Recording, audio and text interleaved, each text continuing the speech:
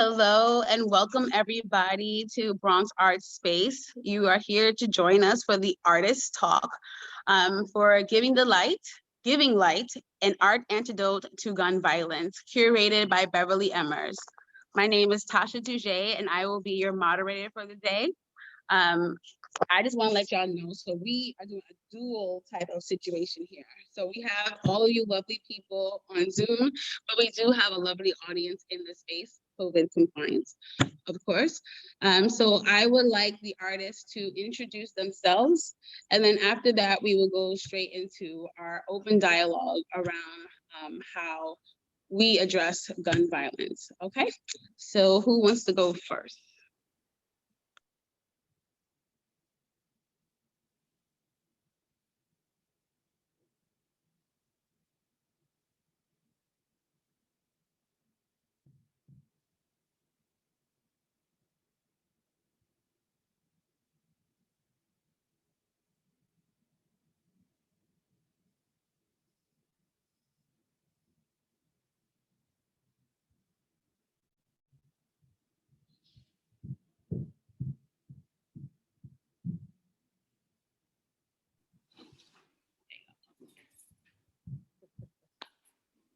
Can people hear me? Can y'all hear? Want me to unmask a little bit? Take some of them off at least. Because I've got on 3. Maybe you can take down a couple of them. You can hear me better? Yes. Hi, everybody. I'm Wilhelmina Grant Cooper. And I'm a visual artist. I am an assemblage artist, meaning I use found objects to make my art. So instead of painting or sculpting, I use things that I find and I put them together to make a statement or tell a story. I'm from Harlem, and I am also an instructor of senior citizens and all citizens of the world, actually. Thank you. Thank you for that, Wilhelmina. I like to take it to Elan next. Hello, I'm Elan, an interdisciplinary North American visual artist, and my works are primarily about my narrative. I'm a native New Yorker. I've lived in Harlem for 20 years, and I used to work in the Bronx. So I'm excited to be a part of the Bronx Art Space show, Giving Light. Thank you, thank you. And then we're gonna take it next to Nicky.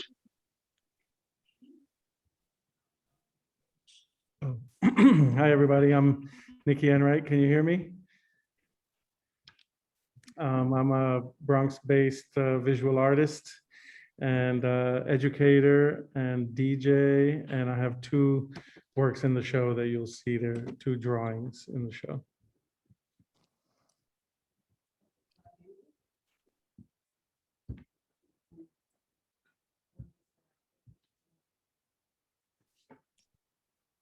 So we do have some other artists who are in the show on the call. Julia, do you want to introduce yourself?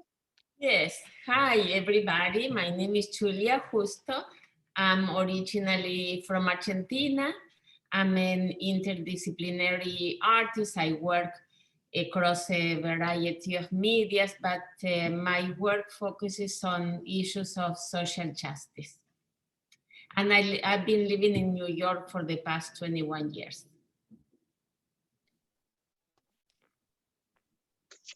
Thank you, thank you, thank you, thank you, Julia. I'm happy that you're able to join us. No, COVID has been tough, but we are able to still be present for each other in person as well as virtually.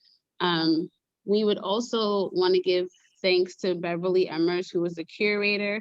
We're going to give her an opportunity to share something since this exhibition is her inspiration. Beverly?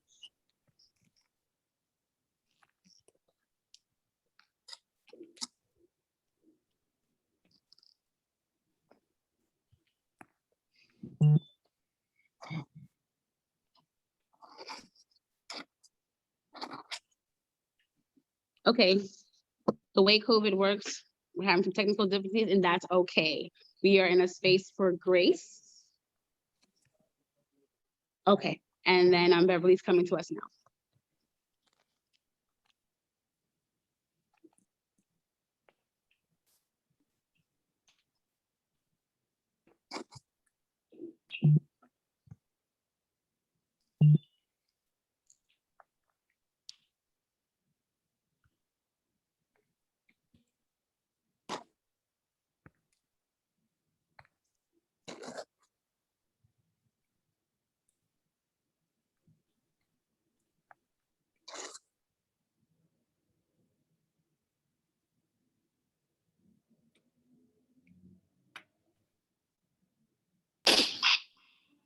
Good evening, everyone. Just give me a minute. I have some emotions going on right now. And just thinking about why we are here today. Just give me 1 second because I want to share something with you. My name is Beverly Emers, and I'm the curator of Giving Light, an Art Antidote to Gun Violence. This show has been on my spirit for a very long time, just many reasons. One of them is just the reality of the violence that I've witnessed in my community and the violence I've witnessed. I myself am a survivor of gun violence, a domestic violence situation. And I was shot when I was younger, and I'm walking around with a bullet in my head. And I know that there's a reason why I'm here. And I lead through my experience, and I share my story in hopes that I could help someone else. But during this time and during my time while I'm healing, I often reflect on things and trying to figure out, why I've had certain experiences or why I have certain behaviors. And one of the things that I'm currently dealing with is generational trauma. Just the way that I was aggressively handled as a child. And somehow I believe that kind of contributed to my behaviors and being in the street and doing those things, right? Like Wilhelmina's grant piece reflects, do you know where your children are at 10 o'clock? My mother really didn't know where I was at 10 o'clock. Like I was in other places. And so I want to share something that I wrote some time ago in a process of me healing and me coming to grips with some of the trauma I had experienced in my home that pushed me out into the street. And I'm sharing this in hopes that maybe you could think about how are you treating your children and how are you treating the youth around you. Ooh, I need tissue, y'all.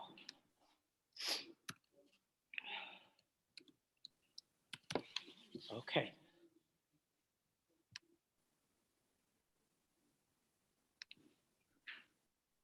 Okay, 1 second, I'm pulling a piece up. Okay.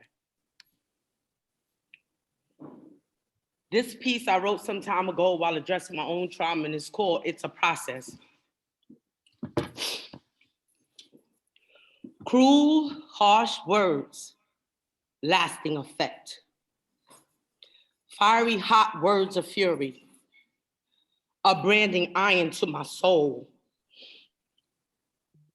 Sticks and stones may break my bones, but my mother's words damn near killed me.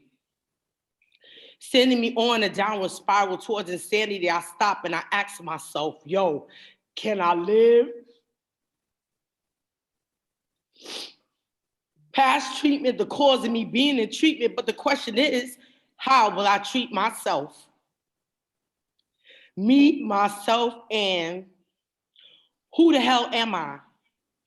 A mystery because I've allowed someone's opinion to define me. Me being with me every day, yet I know not who I be. Yo, that's crazy. How do I let go? How do I heal? How do I separate her words from what is real? She's dead, yet she haunts my life like a ghost with unfinished business. I used, been used, got used to, denied my yes, becoming the very thing I had shunned. This is my process. No, I don't want to talk about how my mother's nurturing consisted of slaps and whacks. This is my process. How I chose to belong anywhere. I mean, anywhere someone showed the slightest of interest. This is my process.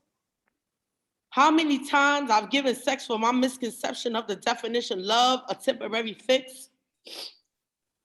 See, when I speak of the process, I do not speak of perms, but boy, it can sure straighten things out.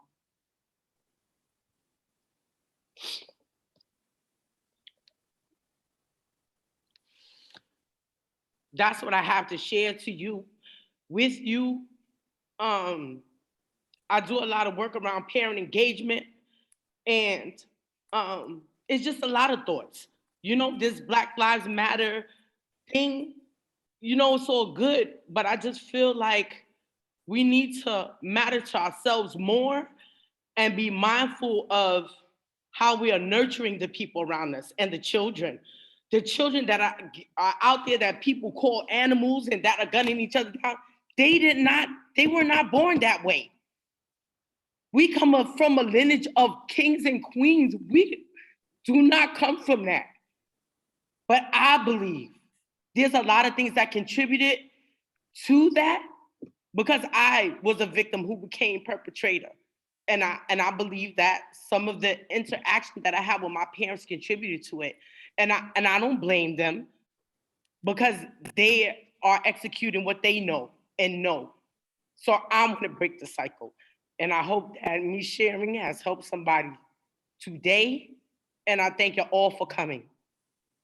Peace.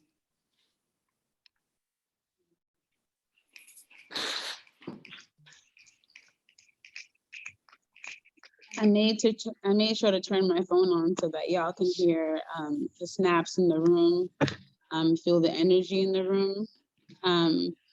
I would like for us to sit with that for a second. And like I said, because we do have a live audience, I'm going to divert my eyes to honor both people who are here present, as well as those of y'all who are on the Zoom call.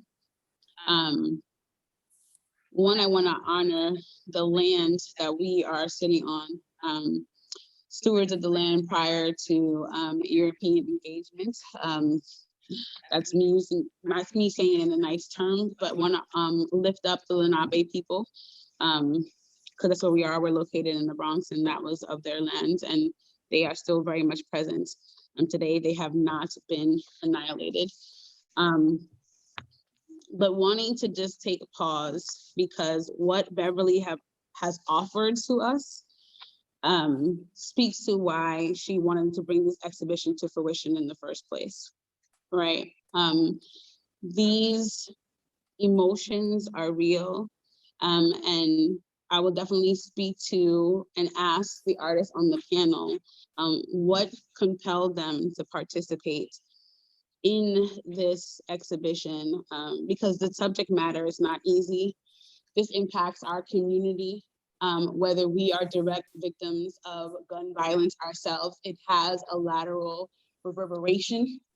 And if we continue to not speak to those things that are insidious, those things that are showing up and manifesting in violence, the cycle will continue. So I just want to allow for another moment to take in what Beverly has offered.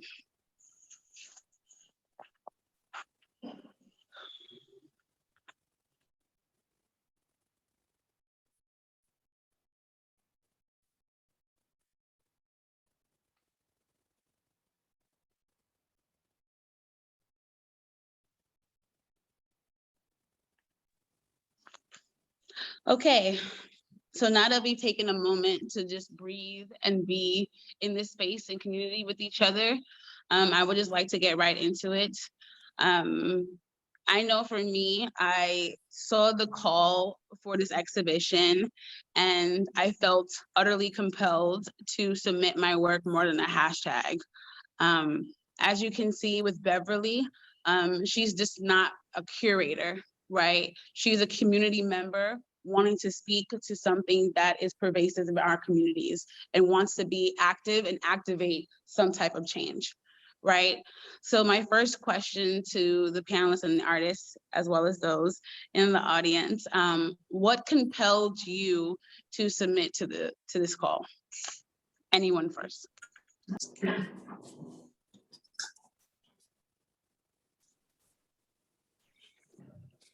Well, in my case, I was. I had to unmute myself. Sorry. So the reason why I submitted work to the show was because specifically I have a collection of photographs that I take of street shrines. The street shrines are usually remnants of street violence with candles and other objects that people leave behind for the lost one, the person has transitioned. And I've also witnessed gun violence, and I thank God haven't been a victim of gun violence, but understand the significance of that. But I also really wanted to celebrate the moments that people come together afterward in hopes that in those moments, we pay attention to what really fulfills us, which is the support, the love, the acknowledgement of the person who has passed. In my piece, The Street Shrine, it asks for participants. So people are coming together to color in this shrine, and you can leave names of people you've lost or discuss what it felt like when you did lose them, or perhaps just the color they enjoyed. I think thinking about the people we've lost can possibly help people realize why life is so valuable and why we should value each other. So that was the main reason why I submitted to the exhibition. I really was hoping to be a part of the healing. Thank you for that. I really appreciate it. So what I'm gonna do for y'all, I'm gonna be your moderator / Vanna White while we're here, okay? So you got to get the bang for your buck, okay? I will be in front of the artwork of the artist while they're talking and sharing. I mean, I'm getting my workout on y'all, all right? Yes, okay? All right, so we're gonna talk about healing, okay? We'll talk about healing, okay? We're gonna talk about healing. All right, who's next? They don't need the stuff till Friday, till I say Monday. I think it's on Saturday and Sunday. My name But says what I Beverly, wanted but to I'm really do, Wilhelmina, if for you real. would like, Okay. is to come That up with first piece that you're looking at on Tasha's screen is called "It's 10 p.m. Do you know where your children are?" I'm free. And that piece was made from objects that I found in the neighborhood on the ground, or just things that I happened to come across. And this has been a few years, so it's beginning to fade a little bit, but as she goes around all the points in the clock, you'll see different things that are representative of what a youngster could be doing at any given time. And not everything is negative. Some things could be productive things, but for the most part, what I have found in the neighborhood was not of a productive nature. Oh, that's so And I put everything into that clock. This looks so nice. 12 hours of the clock. And it does the piece give a is different pretty effect. pretty Yeah, large. it do. It's 44 inches by 44 I would inches sew it down so square. it stays like that. And it just turned out to be one of my favorite You pieces just that gave. I kept in my home, and I don't think I'll ever sell it because it was one of my early pieces. I think I made that in 2008. You want a back pillow too? And No, it's she been said very just- meaningful. No, I'm saying like when The you other sit piece here, that do you want a I back pillow too? contributed to Okay. this exhibition is like a shadow box piece, and it's entitled "She's Beautiful, Intelligent, and Kind," and her husband loves her to death. And this was a piece that I made as I was grieving the loss of my cousin, who was shot in her head while she was asleep in her bed by her husband, who then shot himself. So they both left on the same night, the same time. They had been married 21 years. I am not sure what happened Huh? to make these No, this event my occur, friend Siva, he's a part but of this like art making the exhibit artwork is thing, part of my and grieving they're having process. a I did like just like loan a the Zoom piece out forum to or whatever, and he just an asked me exhibition to like at a come on the gallery, Zoom. and it came back I'm with trying the to figure wedding out why picture it's so broken, low. but that made the piece even better. As you can see, there's a news article, and there were numerous news articles, but I chose the one from the Daily News because it was the least offensive. People tend to take things such as this and really sensationalize them. And it's very painful. I've never been on that end of a news story where it was someone in my family and someone that I knew very closely. But I did want to document it as part of my grieving process. And I wanted to make it as painless, if that's possible, as it could be, but still have the memory be there and honoring her memory.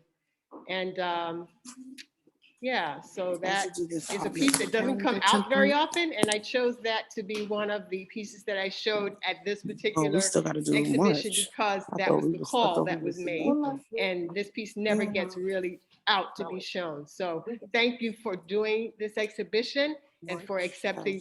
You're gonna do like 2 weeks in April, or you want to do up to 2 weeks in April? Yeah. Yeah, let's just take a moment for that because shopping for that anyway. I'm literally getting chills because again, as you can see and as you can feel, The pulse. Beverly's vision speaks to many of us. And what I appreciated about Wilhelmina's offering is a more robust conversation around gun violence, right? You know, the media will constantly talk about black on black crime, you know, gang crime, whatever. But it's more pervasive. It shows up in other ways. And we want to honor how not addressing it can really, again, impact us in a way that we would least expect it. You know, to hear that they were together for 21 years, no one would have had the foresight that this could come up. But again, it speaks to what Beverly and what we're illuminating is that if we don't heal the hurt, it will show up in another way. So I was told that Noble would like to go next. I don't know if I have all of the dinner options. I think the hardest one for me. I got a message here that I go next. Okay, so dinner is easier. We need lunch and breakfast options. Yeah. Okay, so I'm gonna look. Yes.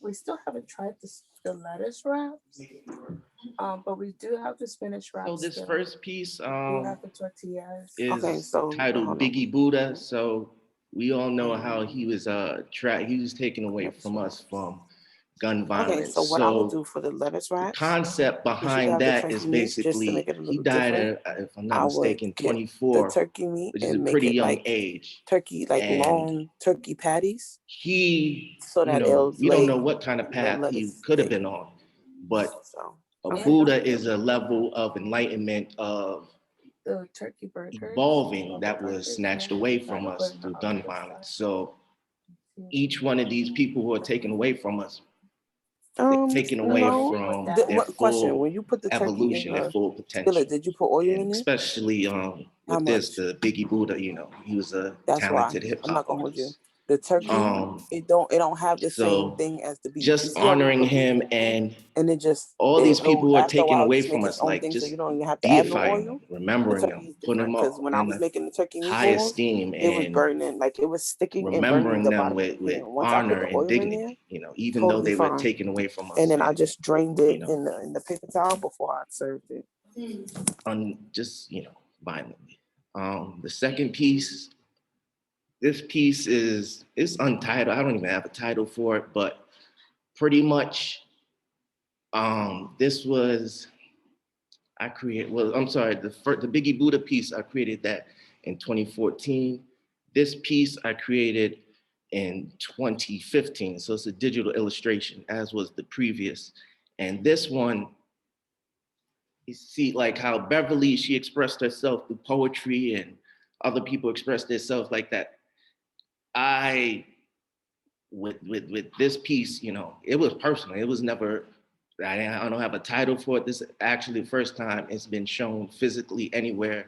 I barely posted because it was just so personal to me. So at that time in 2015, that's all this craziness, just these Black men just dying. And like, that's, all these people are dying is a reflection of me, my son. I have an 18-year-old son. Well, he was younger at that time, but it's like, this shit ain't right, this shit ain't cool.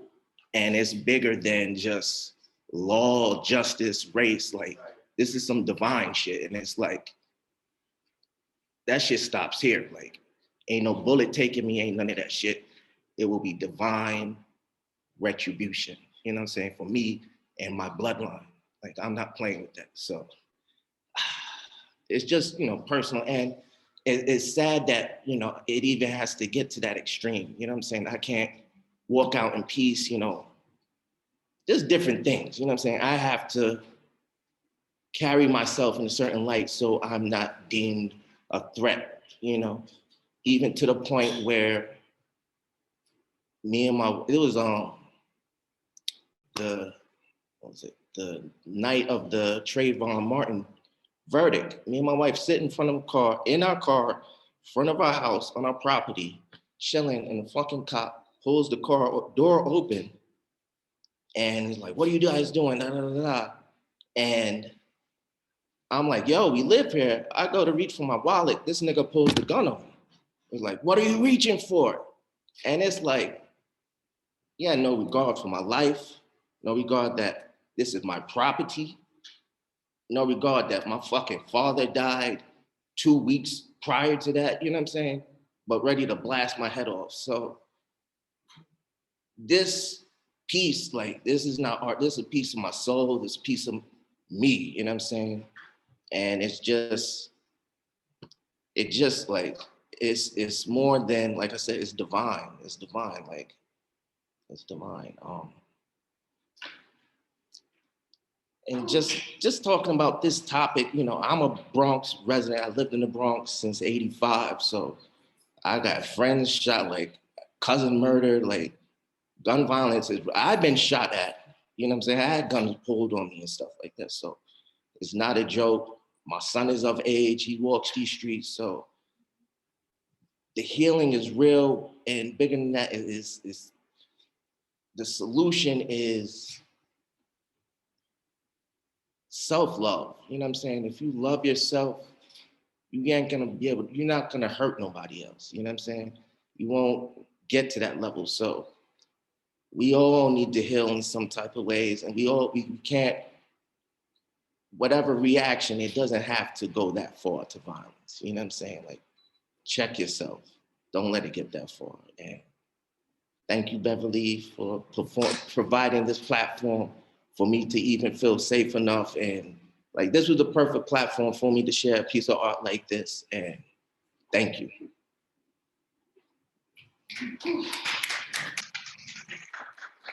I don't know about you, y'all. It's heavy.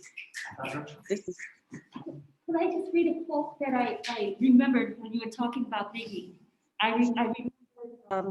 remembered Quincy Jones made a speech about Tupac. And it's just a small part that I'm going to read. The tragedy of Tupac is that his untimely passing is representative of too many young Black men in this country. If we had lost Oprah Winfrey at 25, we would have lost a relatively unknown local market TV anchorwoman. If we had lost Malcolm X at 25, we would have lost a hustler named Detroit Red. If we had left the world at 25, if he says, if I had left the world at 25, we would have lost a big band trumpet player and inspiring composer, just a sliver of my eventual life potential. So the idea that we're losing something that could have brought so much greatness or wellness to the world with these lives is beyond a sad loss. And if we don't correct these gun laws and gun access, it's just going to get worse. Period. Thank you for that, Elan. Nicky wants to jump in. So Yeah. go ahead, Nicky. And then Julio, actually, I'm right by your work. Tasha, you can actually relax for a second, because I got my work right here, and I just share screen, so you can sit for a moment. Take a break. Take a break. So I would like to actually start with also a quote. I really love that quote that Elan just read, and it has to do with the intersection of gun violence and youth, right? And I think this is a hugely important issue. Gun violence and youth, right? And I teach youth, and I have made a lot of soul boxes. I'd be happy to show you right now. And I would like to show my work. I'm just going to share my screen right here.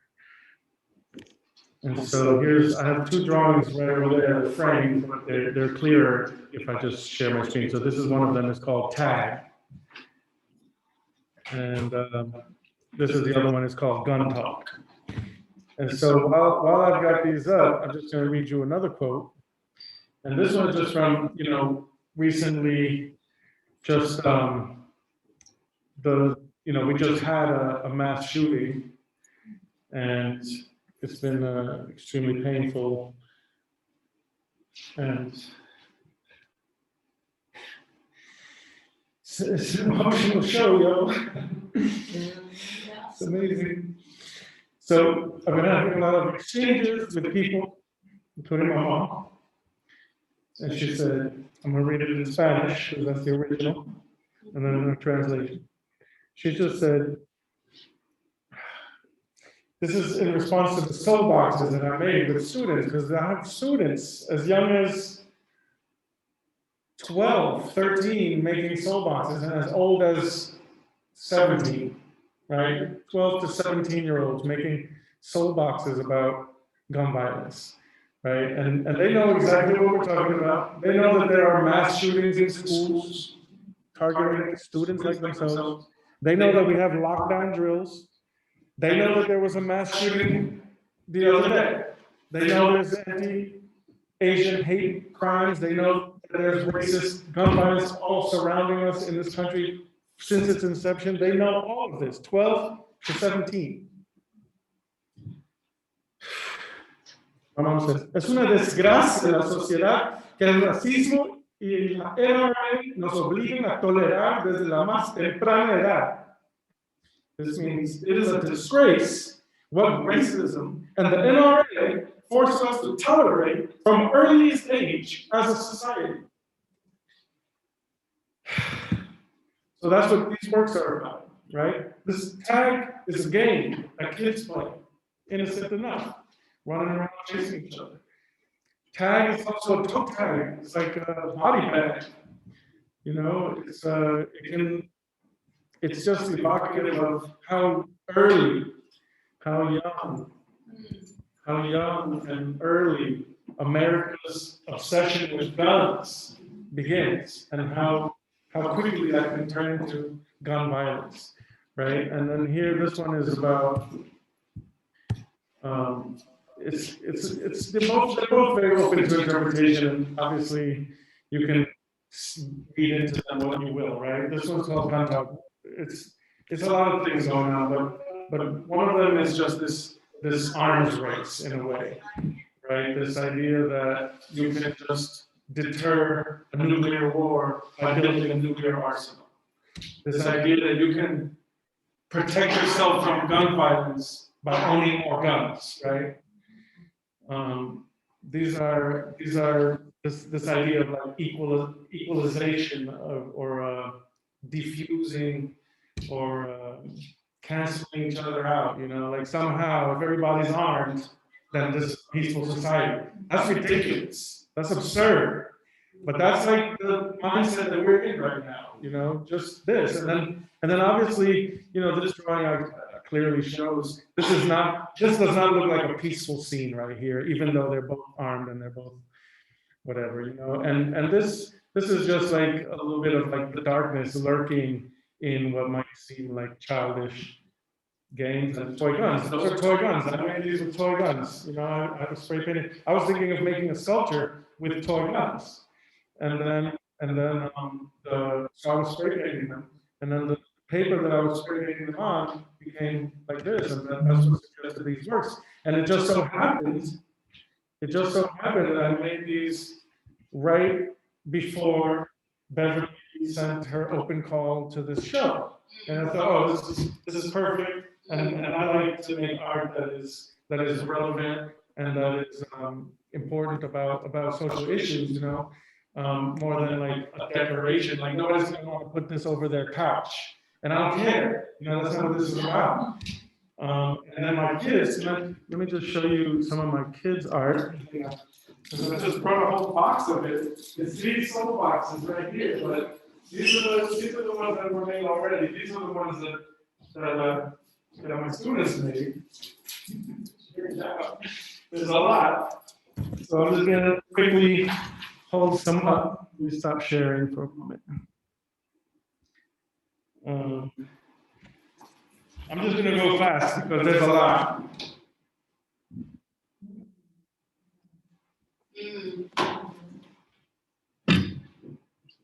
Wow. Hang on, let me full screen this. This is a one. This kid, ninth grader, he said, this is a tally. This is a seventh grader right here, commemorating Sandy Hook shooting, which I remember. He was a little kid, but I remember this. And everybody thought that this shooting, this was going to be the shooting that changed everything. This was going to be the shooting that would create gun reform. Because how could we tolerate as a society kindergarten kids getting shot up in a school? And guess what happened? Nothing.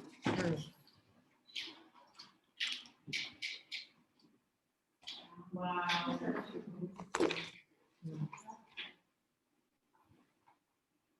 This is one that I made with my students. Because they're, to me, Rice's age.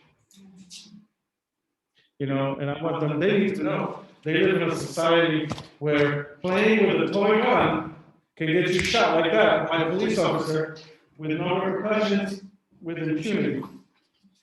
This is a 10th grader. Two more. Okay. Two more? Oh boy. This is tough. Okay. People gotta come to see. Okay. He's gonna show y'all two more because we want people to come and see the work, right? To see what's coming up for the students. This one is just like my work, actually. This is a ninth grader, just like my work. It's about the intersection of youth and gun violence. And it's three-dimensional. She made that bullet hole real solid. And then and this is a seventh grader who understands perfectly what's going on and what we're talking about in this show. You know, with this, what Beverly is doing, she gets it. Thank you for sharing that. And, thank you for your students. Julia, I'm gonna get to you, but I know a lot of things that are coming up, what people have shared so far is the spiritual element that comes into the work that I feel is resonating very loudly. I don't know if anyone else gets the same feeling as well. When you, piggybacking off of Nicky, what I find is that sometimes as artists we create and we don't know why we're creating, right? We've been implored to create, and you become these conduits for these messages, and it's not with the intention to show the work somewhere, right? It's because we know that the message has to be shared among the community, right? And so it makes me think, how do you process that? Because it's heavy, right? You can hear in the voices of everyone that has spoken already, it is heavy, right? It has this, and I don't want to say impact because I've said it about 5 times already. But it does something. When you can look at soul boxes, like Nicky was saying, and like Noble was offering, 25?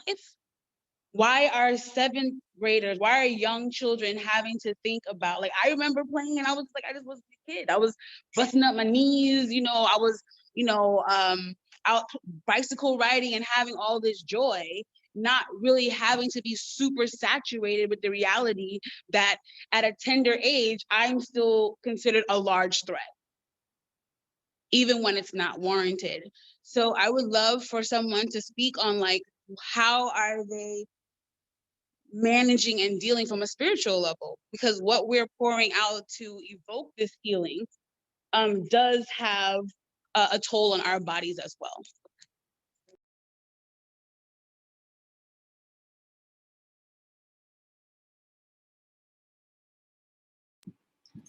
For me in particular, especially with that piece, it was about channeling that pain, because I had rage, I had all, you know, all these feelings that causes gun violence, you know what I'm saying? And it's like, I can't walk out there, I can't, you know what I'm saying? That's taken away from my life, my family, my humanity, and things of that nature. And this is where alchemy comes into play. Like, I transmuted that pain, that disgust, that hate, that anger into something creative and beautiful, what we all have done. All this stuff we produce here comes from pain, you know what I'm saying? Hurt, trauma, you know what I'm saying? And it's about transmuting that into something beautiful and healing. And if people can get to the point where no matter what's coming in, transmute that into something positive, something beneficial, something that's gonna uplift. Because like I said, it was heavy, you know what I'm saying? When I created that piece, and you know, I don't want to be that heavy. That leads to, it's not gonna lead to anything positive. So everybody, you know, whatever pain you have, transmute it into something, a poem, art, gardening, cooking, a story, anything. Don't let it just sit in you, you know what I'm saying? Release it into something. It's as messed up as it is, it's an energy. So transmute that energy into something beneficial, something healing, something positive, something uplifting. So that's my view. That's how I personally deal with, you know, that type of energy and things. Thank you for that, Noble. I want to bring it to Julia, because I think that definitely correlates with what Julia had to offer around these offerings, these altars of memorial, right? And wanting to uplift this. The trauma has happened, but how do we move towards honoring the person that was lost as well as the healing? So I want to just have Julia share out what some of her thoughts are around what her work does for the people that she's speaking to that's been impacted by gun violence. Thank you. Yes, my idea behind my mixed media, they are photography-based mixed media, was to give a name and a face to this number that we hear, how many people die by gun violence. But the scary thing is that we see how gun violence intercept other issues in society, because I made these altars honoring transgender women that they were already having a difficult life, because for them it's hard to get a job, to get resources, to have a normal life like they deserve. So many times they are victims of gun violence. And in my case, I did these two works in collaboration with my sibling, because they are gender non-conforming. And I could see how they were facing horrible discrimination. And I didn't know how to support them, to show them that it's okay to be yourself. So I offered them to work together. I thought, if I am an artist, I can give her a platform and show my solidarity with them and with the rest of the community. So they have this idea of honoring transgender women, and I thought it's great because it's a way to bring awareness to this horrible problem that we are facing, not just in Argentina, but even in this country and in New York. So we make altars in Argentina. It was a way of connecting with my Latin American tradition that I used to do when I was a child. And then we are kind of losing these traditions. I don't know why, but I wanted to bring it back. And I think that, I mean, we are going through a difficult moment. We are intercepting several crises, the pandemic, people lost their jobs or their income or their loved ones. But where there is chaos, there is opportunity too. So I think this is the best moment to use our voices, to work in solidarity and work for the vision of that world we wanna live in. I wanna say thank you to Beverly. She's a wonderful curator, and I'm so happy that she invited me to this exhibition with this great group of artists. And I wanna say thank you to BronxArtSpace too. Thank you for that. I feel like you hit the nail on the head with my next comment, my next thought around traditions, right? Traditions around paying homage to the people that we lost. I think that's important in how we heal. We do have an altar with water and candles in the back of the room, which I can showcase out. And I believe that all of the artworks that we've created are, hold on, are altering in themselves, right? When someone asks me of my artistic practice, I tell them that it's a spiritual practice, right? It's imbued with ancestors, thinking of where my descendants will be as well. And that's why we are doing this work, right? It's not just about our current situation, but what are we building for the generation, the students that Nicky brought up, that they don't have to make soul boxes. Imagine if they made soul boxes that were joyful, you know what I mean? Like, the youth should not have to do that, and parents shouldn't have to constantly be in concern of their children, their brothers, their sisters not coming home, you know? And so I'm thinking about traditions, it makes me come to my own piece, and that how we can rely on each other's traditions to help heal. I don't know if y'all know, I'm not Japanese, y'all, okay?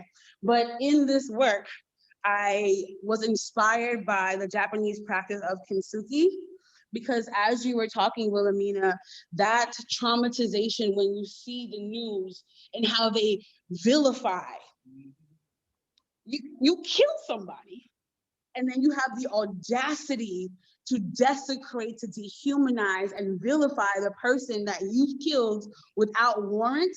It's mind-boggling. It truly is a mindfuck, right? And this was not the initial iteration of this work more than a hashtag, because I'm from the 80s, I was born in 81. The hashtag just used to be about your phone number. Like how your parents were gonna call the school if you didn't do your homework. You know what I'm saying? Like, how are they gonna keep them abreast on your progress in the school? But with technology and social media, anything that follows a hashtag is what's considered trendy, right? Or in pursuit of what's being trendy. Or it's this idea of, you know, you wanna make it trendy, it's already trending. It's like, it's just how do you quantify in the technology realm? And when I see the names of people who've been killed, especially particularly about police violence, right? It's re-triggering, it's reductive.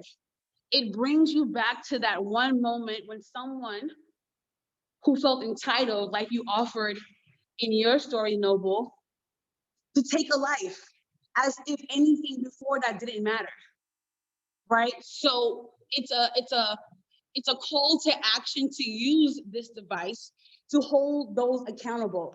And you know, Nikki, you brought up Tamir Rice. I don't know if y'all saw his mother's statement that just came out. Oh, baby. If you haven't seen it, check it out. Because she went all the way ham on activists who are woke, right? I mean, she wanted to name them. I'm gonna be polite today, y'all. But it's like you call out the names of those who are lost in an effort to seek justice, but we're not calling out the cops. How many of us in the room can name the cops? How many can you name? Okay, you know, we can do a laundry list of all of the people that were lost, right? So much so that our tongue starts to hurt, right? But I literally had epiphany that I could be standing next to a cop that killed someone that looked like me and not even know. Right? And so it made me question, like, what are some practices I can do to heal, because our communities are being fractured. And then Kintsugi came up. Again, I don't know if y'all know, I'm not Japanese, I don't know if you can tell, but that practice of something being broken and then brought back together with gold, right? When you think about gold as a memorial used in African traditions to honor those as a way to transition, right? Gold being of luxury and of honor, that's what I want to do, right? So the question then becomes, what practices that we can lean on each other? How can our traditions help to heal? Because we're not in siloed communities for the most part. We are in spaces with other people outside of our culture. So this is a community thing. So I want to put that out to everybody. Like, what are some cultures, like Julia had said, you know, leaning in on her Latin experience to still speak to people who are not of Latin origins. You get what I'm saying? So I would love for someone, anyone, Wilhelmina or Elan, and Nancy, if you would want to offer, I'm going to get to your work as well, who would like to speak on that. And the audience can offer too. This is not just us speaking. So, oh, can you imagine? I done showed everybody work but my own. I'm sorry, y'all. Just give me a minute. Just, you know, this terrible. This is terrible. Yeah, just tell us a little bit about that. Oh, duh. All right, so I'm working overtime, y'all. All right, so as you can see, this is a hashtag made out of hair. Again, the initial iteration did not incorporate the gold, but again, I was really inspired by how that practice honors what we're going on and lends to healing. I put the mirrors at the point of intersection because it's kind of like where the bullet hits. So that's that fractured point. So wanting that to be present in the work, but also wanting to illustrate, I don't know if y'all can see me kind of fractured. What if we were to find ourselves in this moment, right? How would we want our legacy to be continued, right? Because we know we're more than hashtags, but how would we want that to be conveyed? And I think if we think about that more often than not, then we won't be so quick to be reductive, right? And in the back, you can see that the work has been sewn to chicken wire. Yeah, it's a lot of work, y'all. It's a lot of work. We artists do a lot of work, y'all. If y'all didn't know, we know. Now you do. But what I appreciate about this iteration of how the work is showing is that there's a shadow. And when the work is affixed to the wall, one, you don't get to really see all of the work that the artist puts into what they are manifesting, because we're not producers, we don't make things. We share stories, we tell stories. But this piece then became more profound because it addresses the physical, but then also the other space. And then it also forces you to walk through this liminal space.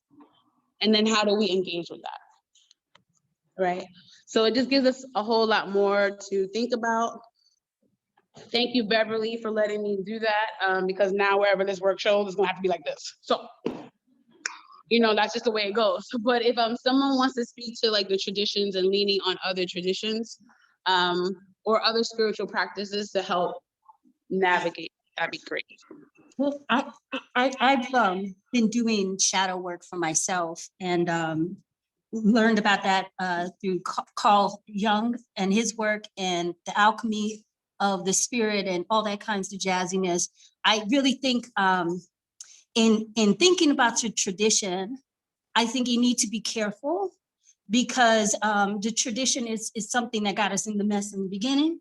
But I think there are parts of the tradition that can be pulled into this more modern concept of connecting to your spiritual self, acknowledging your worth. Like if you think about the people who shoot other people, what is their self feeling? Like how do you feel about yourself to be able to take someone else's life? You know what I mean? What does that look like, right? Not good, right? Would it be someone who's well supported? I don't know. Would it be somebody who had a lot of hugs and love growing up? I don't know. So it's like these ideas of you creating your own traditions, pulling from wherever you can find things that make sense, that make you feel comfortable with yourself, because that's the goal, right? We need to feel comfortable to be able to be comfortable around other people. So again, you started from within and then working outward. I think like what your work you did and how you explained it was so helpful to see how you've looked to your Japanese brethren or sister, and you know what I mean? Like we are all one human, right?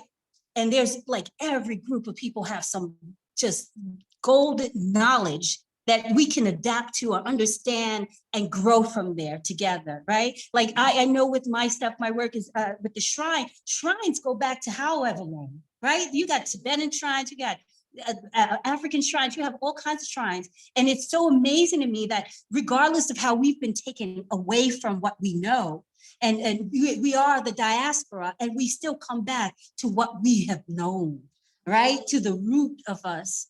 So it's like that tradition is tricky, but it's there for us to create, make anew and then stick to it, hold that as something that is needed for my well-being. Then I'm less likely to be compromising in that, because in that you should never compromise your spiritual or health or well-being, So that's how I think of it. It's a thing that's can be changed and formed. Can I add to that?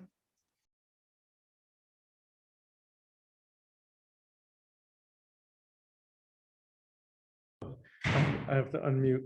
So one thing I've been thinking about lately in terms of tradition is this idea that traditions need to be updated at the very least. Like, traditions need to be broken all the time. Like the Second Amendment is a tradition of our right to bear arms, right? And that's part of what is crippling this country in terms of gun violence is the tradition of the Second Amendment, right? And wanting to conserve that. So I've been thinking about this idea of like conservatism, right?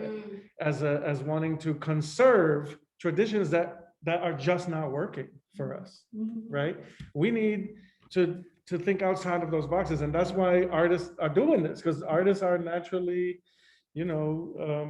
kind of like disposed to thinking outside of the box and whatever. So we, ideally, the whole society needs to think outside of the boxes of these traditions and stop conserving them in this conservative way without actually thinking about how is it really working for us or not.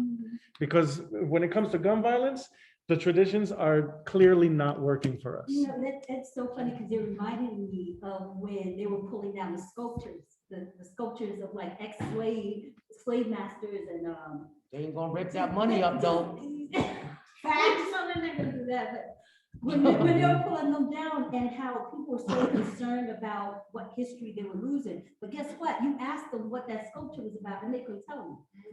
Yeah, but But you know who this was? And no, but it's still so wrong. And I miss it. You know, but it's like, okay. I said I wasn't going. I said, can I get some of this? Yes. Because I know we're gonna wrap up, but I hear all that, but they're not gonna rip that money up though.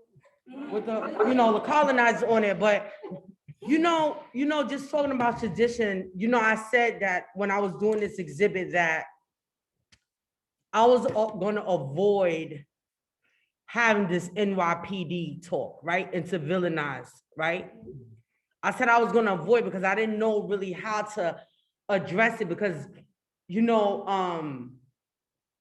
they're still here in our society. They're not all bad. And I said I wasn't gonna go that route because even the officers around the corner have been very, very helpful to us this week. But being that you're talking about tradition, right? The tradition of the NYPD and history of the police.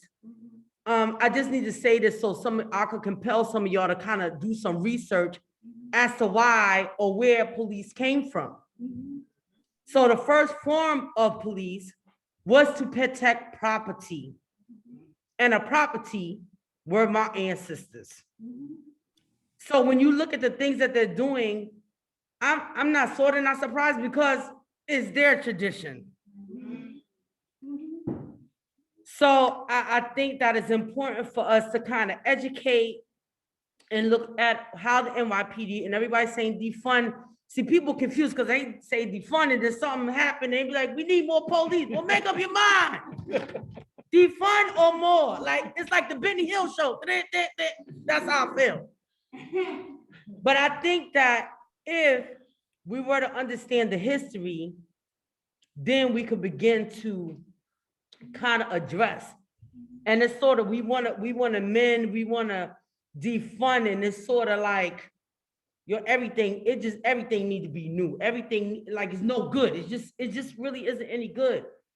So I just want to encourage y'all to kind of look at that, after reading Slavery by Another Name and The New Jim Crow.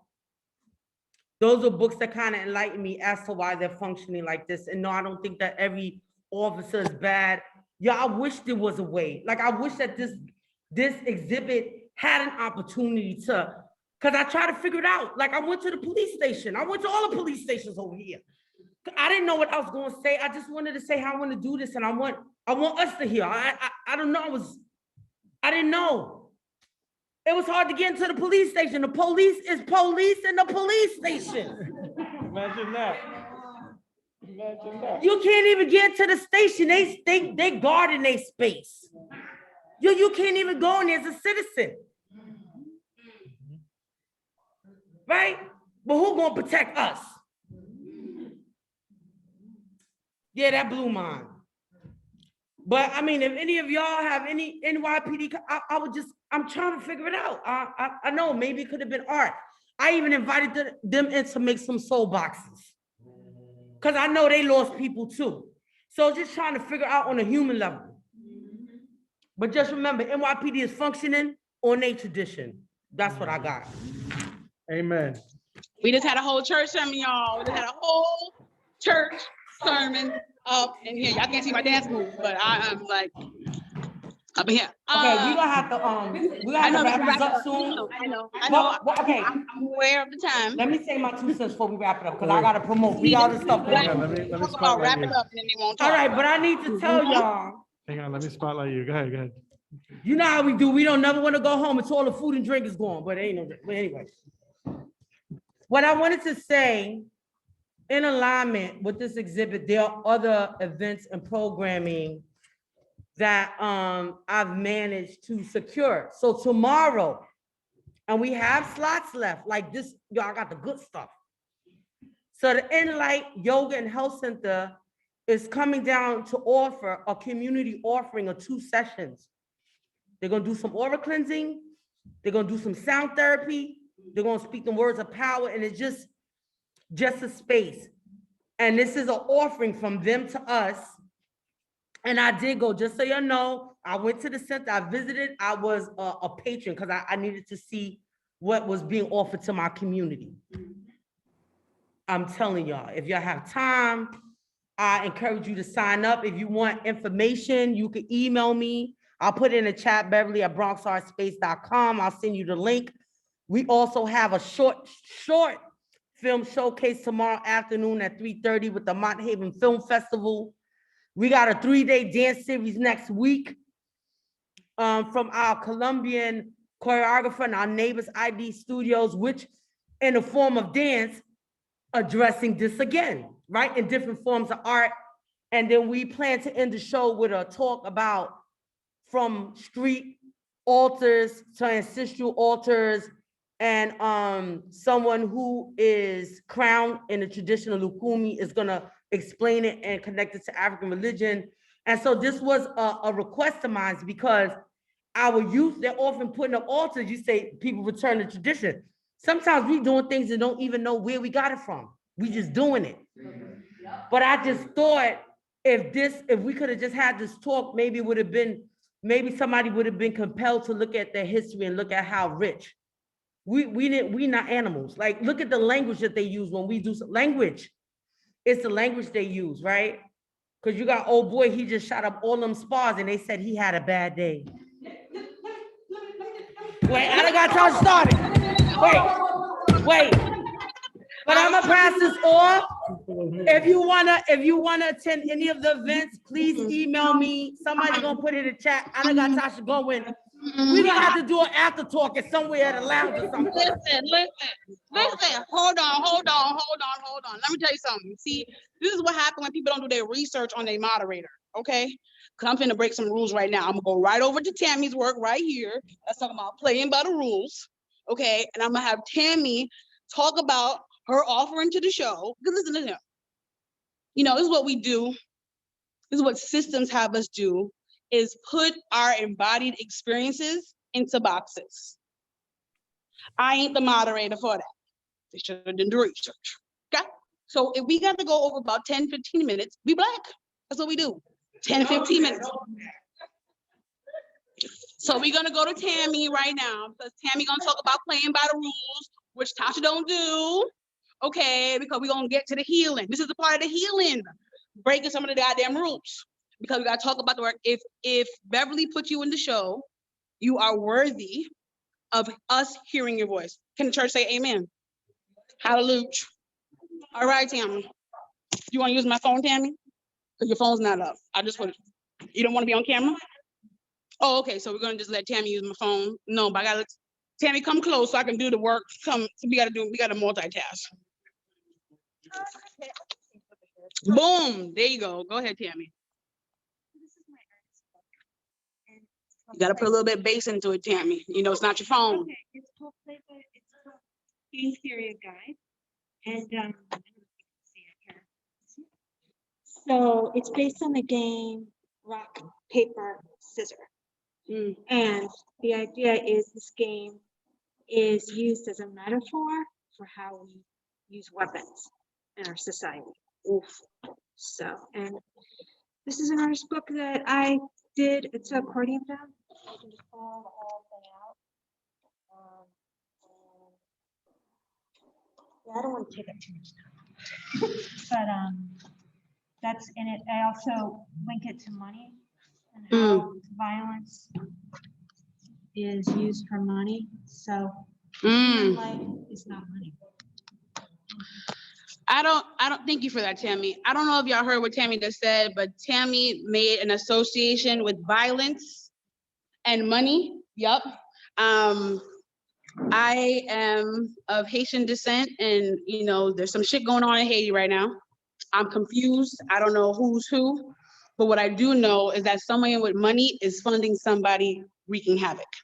And that is something that, you know, Beverly talked about defunding the police, and we talk about breaking traditions. I want to break a tradition. Stop marching in these streets. You say it now, it goes about doing the research. Now you say you want to defund the police, but do you know that when you get arrested, that money gets funneled back into the police system? When you get them ankle bracelets that you have to pay for, That goes back into the police system. So imagine if the time, because when we go out in the streets, right, y'all, we putting ourselves in harm's way. They are waiting for you with bullets, rubber bullets, ready to cause more trauma.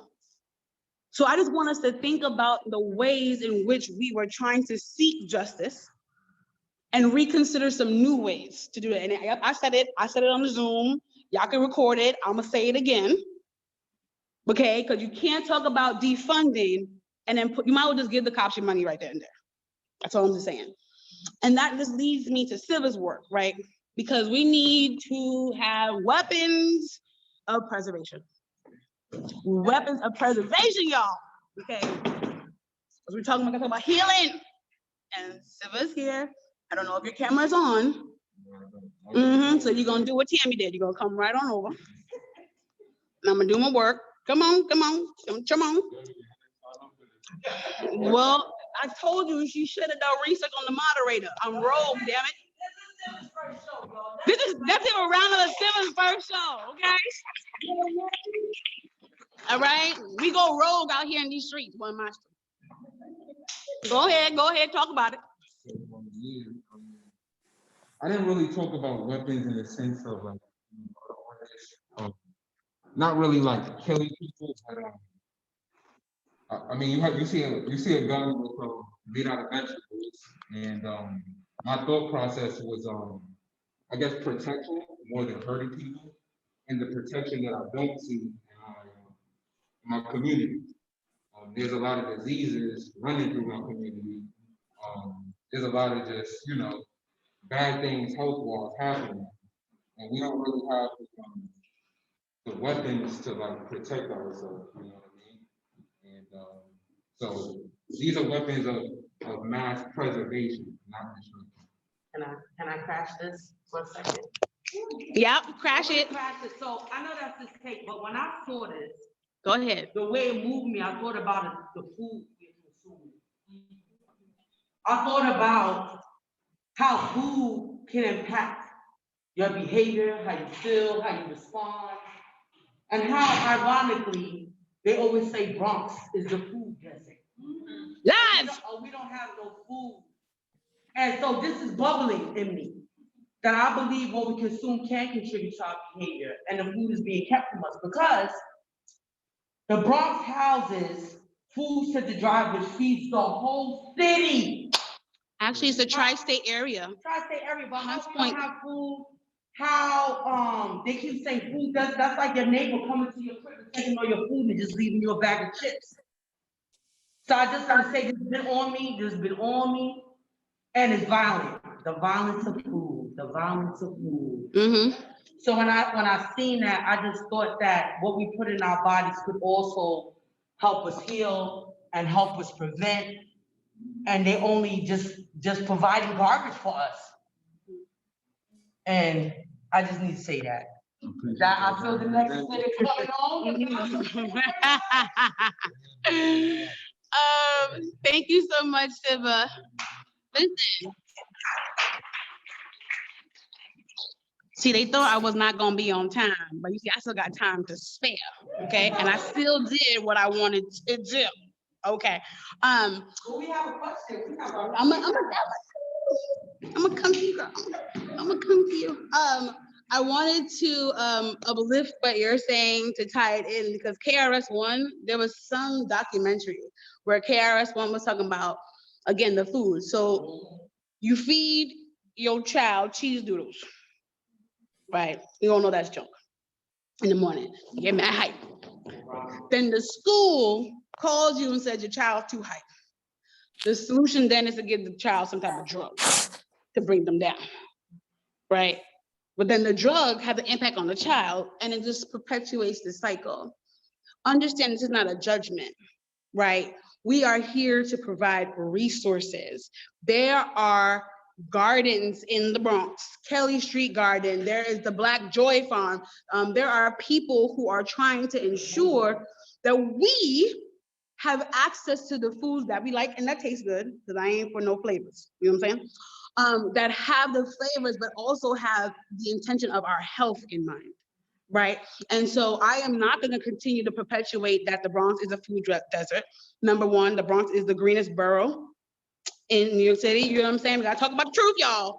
Let's talk about, because that's violence. You know, the violence of making you believe that you're in a space that lacks. And when you feel that you're in a space that lacks and people devalue you and don't want to invest in you, then you then have an inclination to not invest in yourself. So I will be the first one to say that we are the only borough that got the in the front. The Bronx, not the Brooklyn, not the Manhattan, not the Staten Island, and not the Queens. The Bronx, for a reason. So I'm just saying, when we start to distance ourselves from scarcity and recognize that not only do we deserve more, we are more, then things will shift, and it wouldn't even matter about access, because we will be moving different, that they can have all the guns in front of us and it wouldn't even matter, right? That's what we're trying to evoke as far as the healing. That's what we're trying to be like, all right, this is our reality, but it doesn't have to be our future, right? You wanted to say something? I kind of lost a little bit. I'm sorry, it's church room. I wanted to make a connection both with this piece with the fruit and vegetable gun in correlation with what you guys were talking about preservation. I'm also going to bring that to the tradition thing in a grit kind of way. When it comes to preservation and traditions and how you were mentioning, like sometimes things need to change. It's, in my eyes, it's about, we all will have the most likelihood to thrive and survive and express our best potential if we all live in a balance of truth. Nothing more. Because everybody's truth is going to be varied. It's going to have a lot of different contributing factors. But as long as we stay in a balance of truth, things will balance. There's no such beast as equality, because what's something for me, it'll have a different effect in a different context with a different other body or whatever the case. So when it comes to the preservation thing, to bring it back to that and traditions, when you think about food and preserving and the idea of refrigerators, I've been talking to people trying to bring this idea to people. Yeah, refrigerators help us in a way to preserve things. But in reality, are the things that we put in there, are they supposed to be preserved that long? It's the truth of the energy in life.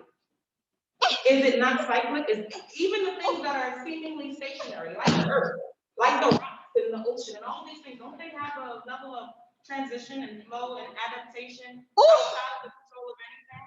So when we go against everything that's outside of us that controls everything that's inside of us, then we're bound to kind of have this war against each other and against the world and misunderstandings.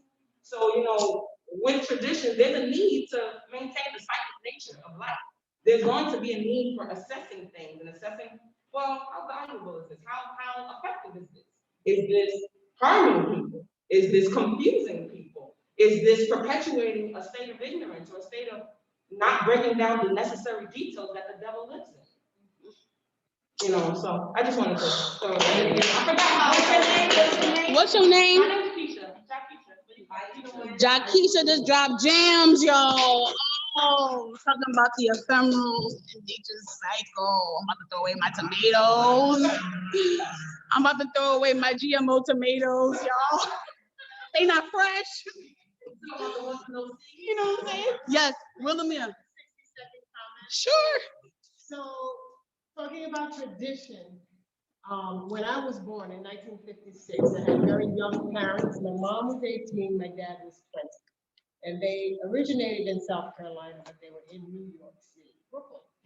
And for whatever reason, they could not take care of me, so I ended up in South Carolina with my grandparents, and they raised me until I could get back to New York.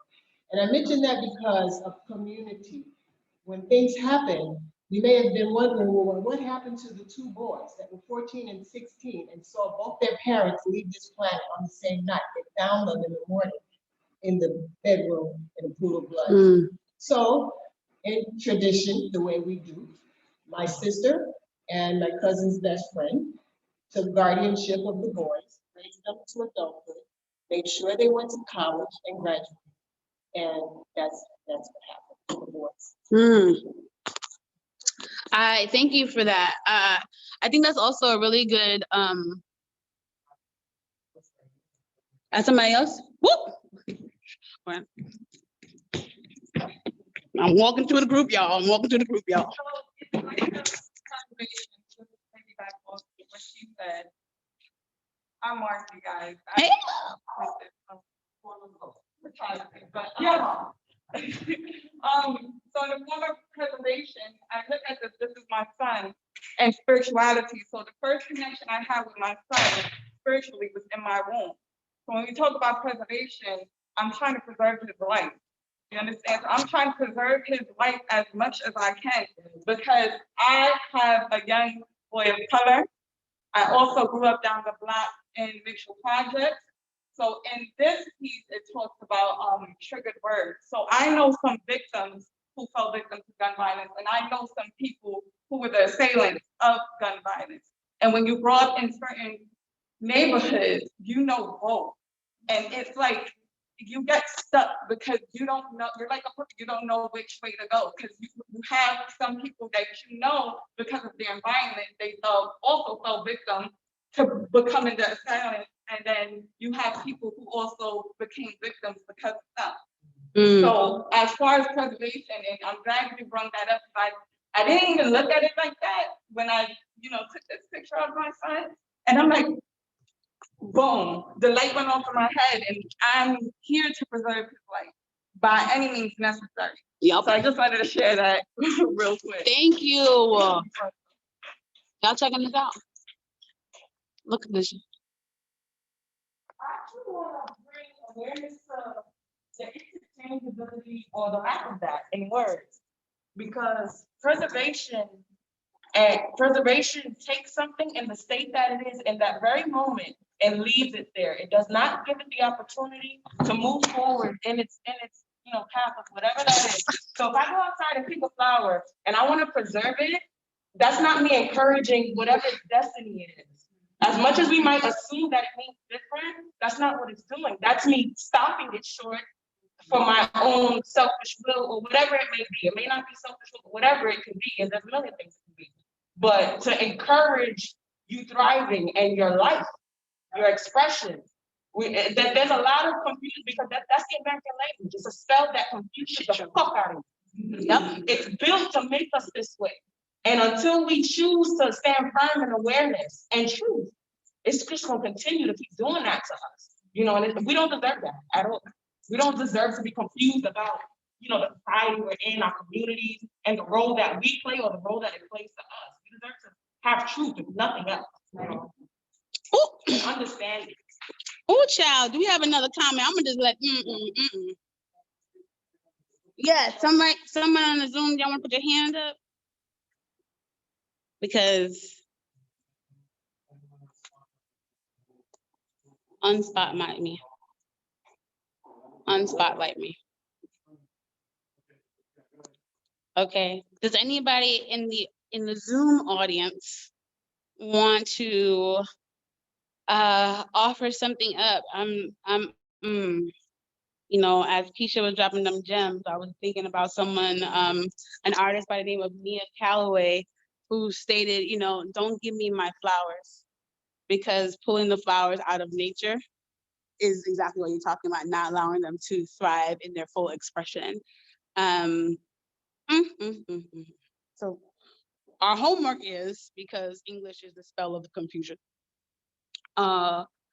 to find come to the show. That's it. That's number one. Tomorrow. That's one, come to show. Does anybody else in the audience have an offering? No. So something to say, something to comment on, something about the work. You done gave us 2 gems. And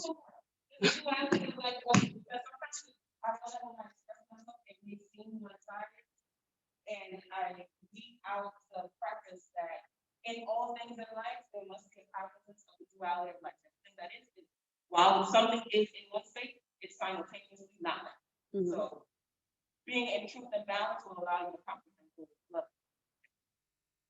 I appreciate that. I will do that. I already told y'all I will be y'all Vanna White, but this is just going to be a short breeze through because we want you to come and experience the work for yourselves. Maria, not Maria, Lord have mercy. Julia, do you have anything that you would like to offer as we start to wind down?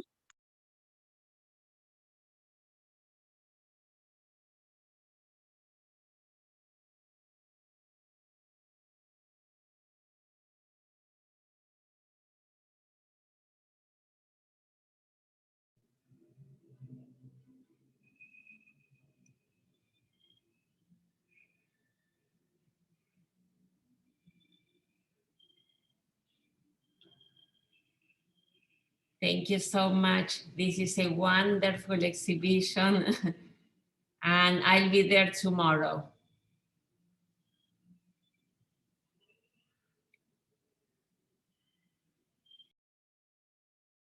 Julia, go ahead because they didn't hear you. Go right ahead.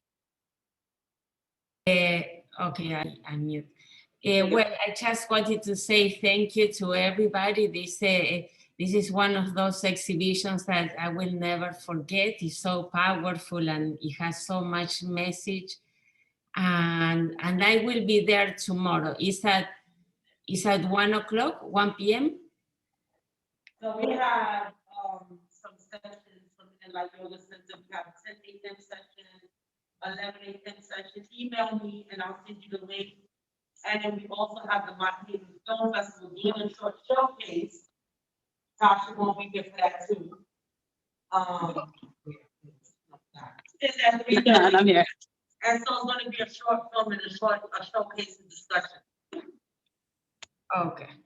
All right. Thank you.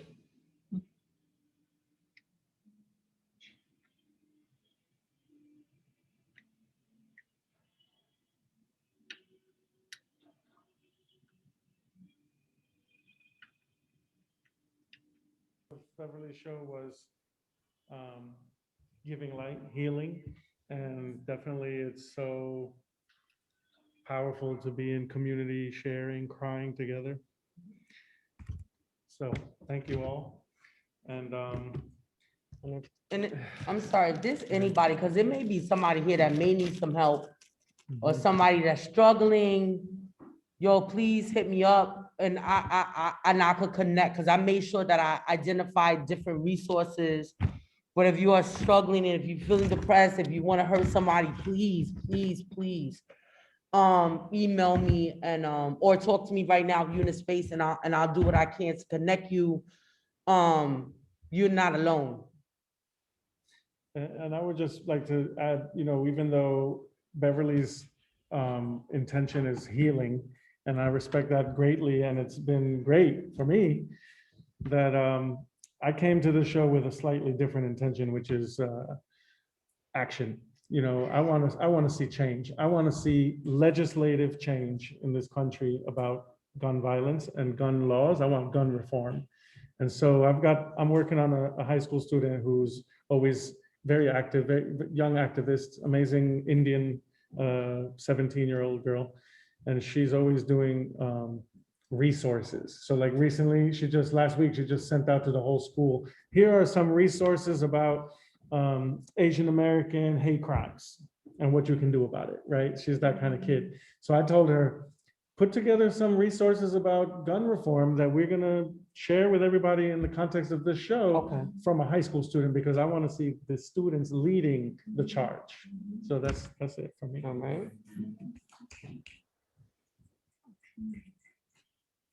Anybody else? Yeah, terminating. Just for closing, thank you for providing a platform for all of us to just share. And as small and as insignificant as this may seem, this is the spark.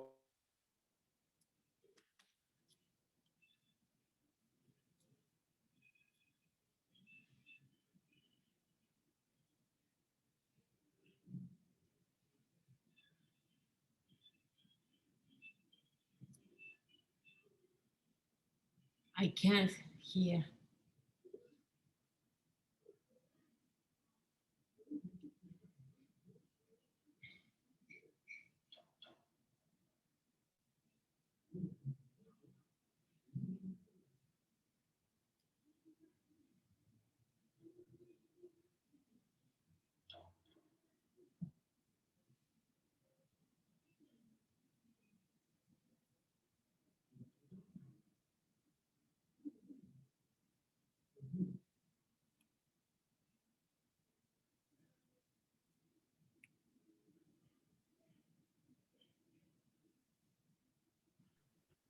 made an impact.